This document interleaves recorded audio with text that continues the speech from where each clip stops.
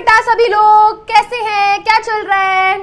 आपकी summer holidays हो गई है कि नहीं हो गई है ना? समर ब्रेक का होमवर्क चल रहा है कि नहीं चल रहा है? स्कूल की छुट्टियां तो हो गई होंगी, है ना? स्कूल की छुट्टियां तो हो गई होंगी, समर ब्रेक चल रहा होगा। क्या चलता है समर ब्रेक में? आराम से सुबह उठना मैम, है ना, 10-11 बजे सो के उठना, फिर उसके बाद नहा धो के खाना खा लेना, फिर गेम खेल लेना, फिर सो जाना। होमवर्क क्या होता है, पढ़ाई क्या होती है, हमें नहीं मालूम। चलिए, तो आई होप आप सभी बच्चे बेटा इस समर ब्रेक को बहुत ही वाइजली यूटिलाइज कर रहे होंगे, बिकॉज ये वो टाइम है जब आप अपने पीछे के बैकलॉग्स को क्लियर कर सकते हो सकता है कि आप स्कूल में आपका बहुत सारा होमवर्क पेंडिंग हो, आपका क्लास वर्क पेंडिंग हो सकता है आपकी प्रैक्टिकल फाइल्स का काम पेंडिंग हो सकता है आपकी नोटबुक का जो काम है जो स्कूल में आपको कराया जाता है, हो सकता है वो पेंडिंग हो। तो इस टाइम को यूटिलाइज करके वो कंप्लीट करिए। आपका जो समर ब्रेक का हॉलीडे है उसको टाइमली कंप्लीट कर लिए। मेरी तरह मत करना कि स्कूल में पहुंच गए, है ना, तूने इंग्लिश का किया है तो तू इंग्लिश का दे दियो, तूने मैथ्स का किया है तो तू मैथ्स का दे दियो, इसका किया है दे दियो, मैंने क्या किया है जो मैंने किया है वो तू ले लियो, है ना। तो यही होता था, आदान प्रदान चलता है।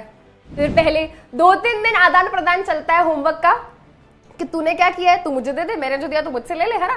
तो एक्सचेंज चलता है, बार्टर चलती है, बार्टर कोलैबोरेशन चलती है ना। तो कृपया करके ये वाले दिन ना आने दे, कृपया अपना होमवर्क पहले से ही करके जाएं, ठीक है। चलिए बेटा ये सिंपल सी एक्टिविटी यहाँ पे करने का एजेंडा क्या है, आपको ये बात समझाना कि आप ऐसे मत सोचना कि ये जो मैं आज पढ़ रहा हूं ये मुझे आगे काम नहीं आएगा।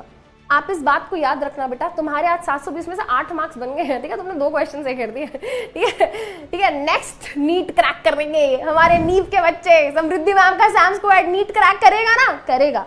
आप इस बात को याद रखना बेटा, जो भी चीज आप 9th क्लास में पढ़ के जा रहे हो, चाहे वो बायोलॉजी है, चाहे वो केमिस्ट्री है, चाहे वो फिजिक्स है, कोई भी चीज है बेटा, वो आप ऐसे के ऐसे लिखा देखोगे अपनी क्लास 11th की किताब में। और ट्रस्ट में बेटा, अगर बहुत अच्छे से पढ़ के जाओगे ना अपनी 9th, तो तुमको 11th सच में बहुत आसान लगेगी। तुम्हारे यही वाले कॉन्सेप्ट जो तुमको 11th में काम आएंगे। मैं ये नहीं बोल रही कि तुम नीट की तैयारी करो, तुम जेई की तैयारी करो, तुम किसी भी चीज की तैयारी करो, बट ये जो बेसिक कॉन्सेप्ट तुम सीख रहे हो ना 9th में, वो तुमको बहुत काम आएंगे। जेई की तैयारी क्यों ना कर रहे हो, मैथ्स में जो पढ़ोगे ना बेटा वो भी 11th में काम आएगा, ठीक है। तो इससे क्या होता है, इस बस से बात समझ आती है कि यार जो चीज मैं पढ़ के आया हूं छोटी क्लासेस में, कहीं ना कहीं वही काम आने वाली है मुझे।